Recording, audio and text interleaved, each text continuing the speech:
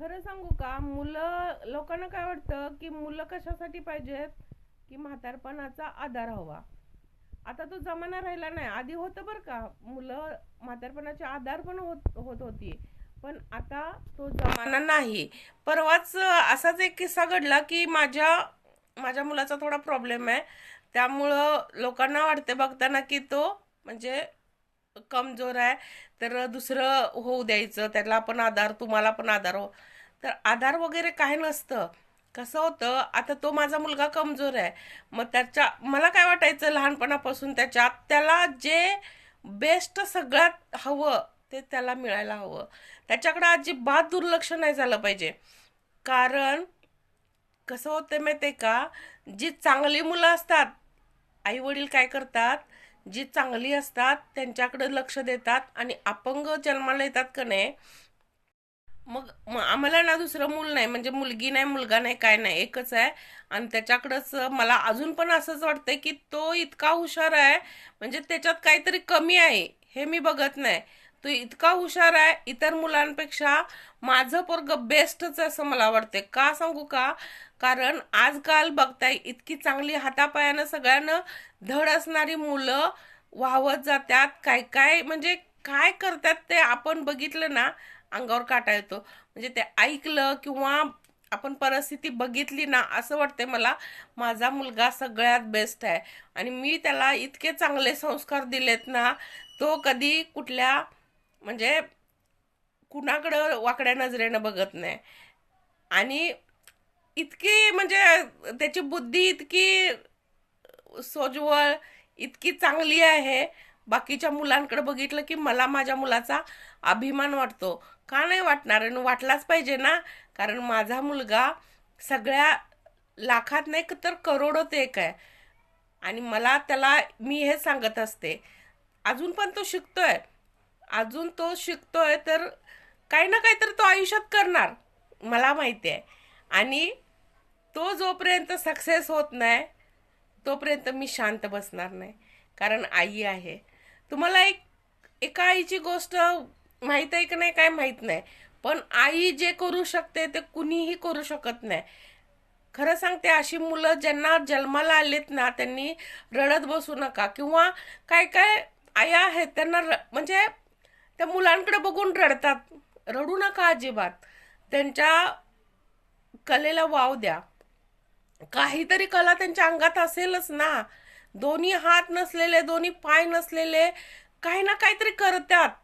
आता एक मुलगी आहे, तिला दोन्ही हात नाहीत. मी तो व्हिडिओ बघितलाय. तिचा व्हिडिओ खूप जास्त म्हणजे तुम्ही पण बघितला असेलच. पण तिला दोन्ही हात नाहीत म्हणून ती काही खचून गेली नाही. तिचे वडिलांनी तिला इतका आधार दिला. ती सांगते ना, तिच्या असे व्हिडिओ मी नेहमी बघते, माझ्या मुलाला पण दाखवते.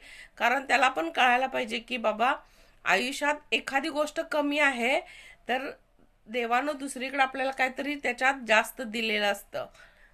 बरोबर आहे की नाही, बुद्धी जास्त दिलेली असते. माझ्या मुलाची बुद्धी इतकी शार्प आहे, इतकी म्हणजे मी अजून त्याला व्हिडिओमध्ये घेत नाही. तो मला सारखं म्हणतोय मम्मी मला शिकव.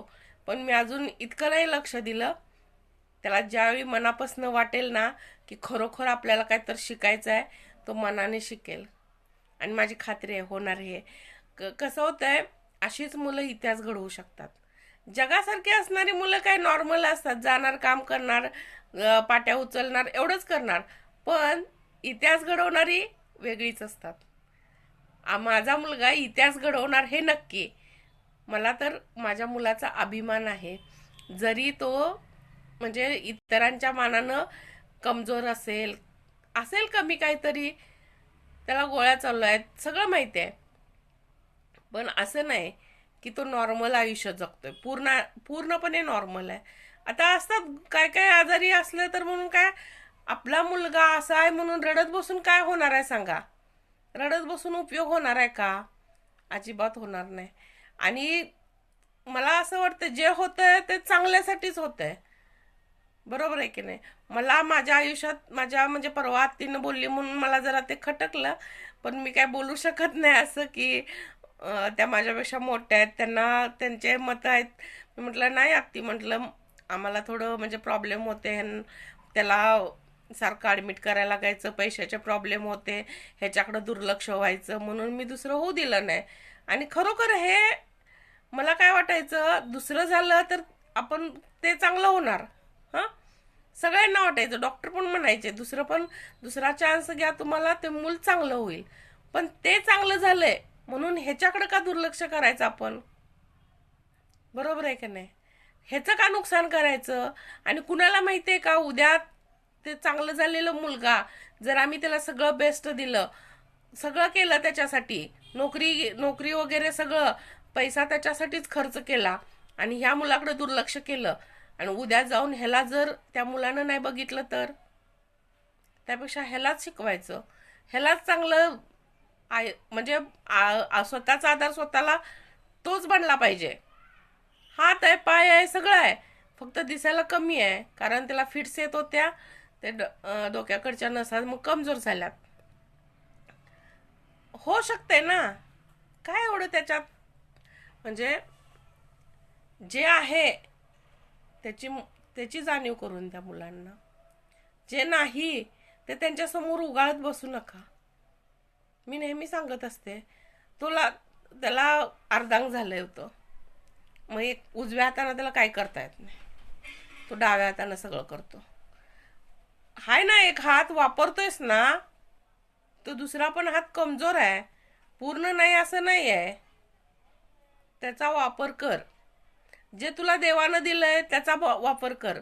तुला बुद्धी दिल्या ना देवानं, त्याचा वापर कर. तुला बुद्धी कशासाठी दिल्या? चांगल्या गोष्टींसाठी. तर चांगल्याच गोष्टी करायच्या आयुष्यात, वाईट गोष्टींसाठी त्याचा वापर करायचा नाही.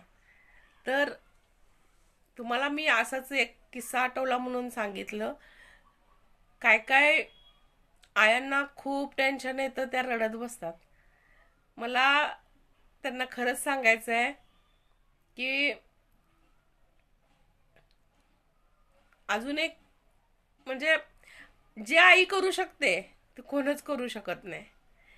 मुलासाठी आपल्या जे आपली आई करू शकते ते जगात कुणीही करू शकत नाही. आणि माझे वडील शिकलेले होते, पण आई माझी अडाणी होती. पण माझ्या आईनं आणि वडिलांनी मला कधीच असं, म्हणजे माझ्यात काहीतरी कमी आहे असं कधीच जाणवलं नाही. त्यामुळं मी आयुष्यात कधी हार मानली नाही अजूनपर्यंत. पण आता मी खूप संघर्ष केला. काय काय लोकांना रडत बसायची सवय आहे. माझी एक मैत्रीण आहे, ती आईला सारखं दोष द्यायची, मला असं का जन्माला घातलंस, तिला पायाचा प्रॉब्लेम आहे, मग रडत बसायची की मला असं जन्माला का घातलंस. मला ते कधी जमणार नाही. जे आहे आपल्याकडं त्याचा गर्व करा ना, नाही त्याचं दुःख कशाला पाहिजेल. प्रत्येकाला देवानं काय सगळंच दिलंय असं नाही. आणि यूट्यूबला एक तुम्ही सर्च करून बघा, दोन्ही हात दोन्ही पाय काही नाही, फक्त धड आहे. तो माणूस मोटिवेशन देतोय, कसं जगायचं तो तो माणूस शिकवतोय आपल्याला. तर हात आहेत, दोन्ही पाय आहेत, इतकं म्हणजे तंत्रज्ञान आहे की हात नसतील तर हात लावायला येतात, पाय नसतील तर पाय लावून चालता येते. जसं की मी आयुष्यभर पाय दुसरा, म्हणजे कृत्रिम पाय, प्लास्टिकचा पाय लावून मी आयुष्य काढलं याच्यावरती. अगदी लहान असताना माझं पाय कट झालता, रडत बसले नाही. माझ्या घरातल्यांनी पण असं समजली नाहीत, आता हिला पाय नाही कशाला पाहिजे, शिक्षण बसू दे घरात. अजिबात नाही. खेडेगाव होतं, शिकवलं, संघर्ष केला. मी प्रत्येक गोष्टीसाठी संघर्ष केलाय. लहानपणी खेळणं माहित नव्हतं मला. मुलं खेळतात, बागडतात, मोठी होतात, कशी मोठी होतात कळत नाही. माझं बालपण गेलं हॉस्पिटलमध्ये. हॉस्पिटलमध्ये पण घरी असलं की घरची कामं पण मी करत होते. पटणार नाही, एका पायावर लंगडी घालत मी पुऱ्या घरभर फिरत होते, ह्या रूम मधनं त्या रूम मध्ये. एका जागी बसायचं माहीतच नव्हतं मला. कुणी किती जरी काही जरी केलं, मारलं तरी मी एका जागी बसत नव्हते. आणि आमच्या शाळेच्या मॅडम होत्या, त्या म्हणायच्या मुलगी हुशार आहे हो, पेपरला तर आणून बसवा. मग मला आता जास्त आठवत नाही, पण कुणीतरी नेऊन मला बसवत होतं. माझी आजी, आई ह्या दोघींनाच ते काम असायचं. कारण वडील काय माझे नसायचे. त्यांचं म्हणजे त्यांचे बिझनेस होते, त्यामुळे ते बाहेर असायचे. पण माझ्या वडिलांनी पण कष्ट केले माझ्यासाठी. खूप पैसे घातले त्यांनी. कुठलं हॉस्पिटल नवीन सोडलं नाही, कुठले डॉक्टर नवीन सोडले नाहीत त्यांचा सल्ला घेतला. त्यांना एका डॉक्टरांनी सल्ला दिला की तुम्ही इतके ऑपरेशन तिची करताय पायासाठी, एक काम करूया, पाय कट करून तिला दुसरा पाय लावूया. आणि त्यावेळी मला आठवते अजून की सुधाचंद्रन नटी आहे ना, ती ॲक्सिडेंटमध्ये पाय गेल्यानंतर सुद्धा दुसऱ्या पायावरती, कृत्रिम पायावरती डान्स करत होती आणि अजून पण करते. छान दिसते ती. मला तिच्याकडं प्रेरणा, म्हणजे लहानपणी मला माझ्या वडिलांना सांगितलं डॉक्टरांनी की तिच्यासारखं तुमची मुलगी पण चालू शकेल. तेव्हापासून मला असं वाटतंय की हार नाही मानली पाहिजे कुठल्या गोष्टीत. मुलांना पण हेच सांगा, हरायचं नाही, जिंकायचं आहे, आपल्याला काहीतरी करून दाखवायचं आहे. आपला जन्म झालाय ना कशासाठी तरी, चांगल्या कामासाठीच झालाय. वाईट सगळं सोडून द्यायचं. घडलं असेल आपल्या आयुष्यात वाईट, लक्षात ठेवायचं नाही, त्यातून काहीतरी चांगलं शिकायचं. तर व्हिडिओ आवडला तर लाईक करा, शेअर करा आणि सगळ्यांपर्यंत पोचवा. जर काही शंका असतील तर कमेंटमध्ये नक्कीच विचारू शकता. कारण मी एक आई आहे, मी एक स्वतः अपंग आहे. त्यामुळं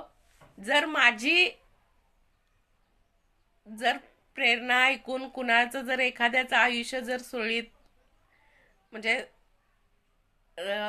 चांगलं होत असेल तर मला त्याच्यात आनंद आहे.